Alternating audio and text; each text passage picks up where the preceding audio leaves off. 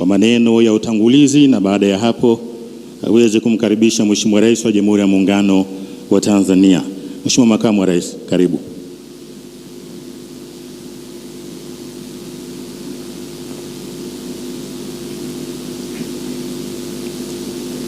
Tumsifu Yesu Kristo. Mheshimiwa Rais wa Jamhuri ya Muungano wa Tanzania, Mheshimiwa Rais mstaafu, Mheshimiwa Makamu wa Rais mstaafu, Waziri Mkuu mstaafu, Mheshimiwa Spika wa Bunge la Jamhuri ya Muungano wa Tanzania, Mheshimiwa Naibu wa Spika, Mheshimiwa Baba Paroko na mapadri wengine mliopo pamoja nasi, familia ya marehemu, viongozi wote mlioko hapa na ndugu waumini na waombolezaji.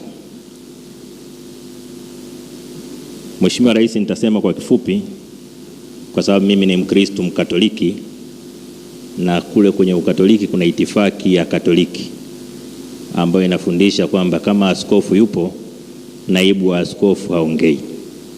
Kwa mtanizoea taratibu, leo rais yupo, kwa hiyo nitasema dakika moja tu, halafu nitamkaribisha Mheshimiwa Rais.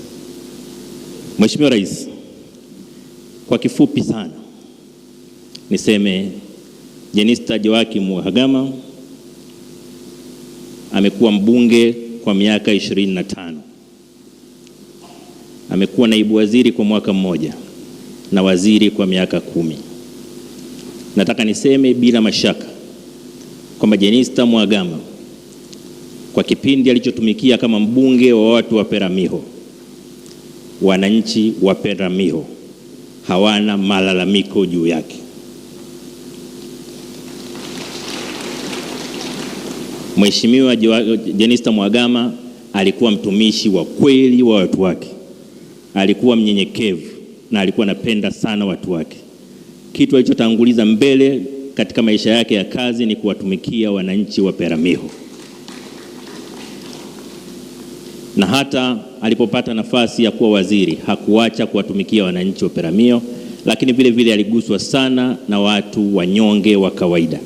Ndio maana leo wanyonge wa Peramiho wana uchungu zaidi kuliko mtu yoyote, kwa sababu wanajua mpiganaji wao, mtetezi wao ameondoka, ametangulia mbele ya haki.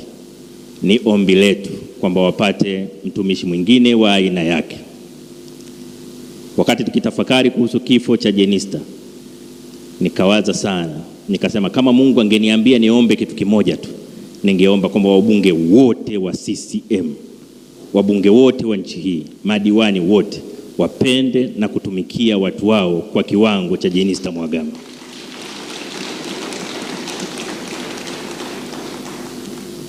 Tumeletwa duniani sio kuishi tu, lakini pia kutumikia wenzetu. Ni utumishi kwa binadamu wenzetu unaotupa heshima mbele ya Mungu na unaofanya watu watukumbuke kwa kazi tulizofanya. Mheshimiwa Rais, bila kusema mengi zaidi, namuomba Mungu ampokee mahali pema peponi Jenista Mhagama, na kwa heshima kubwa na kukaribisha Mheshimiwa Rais kuongea na waombolezaji.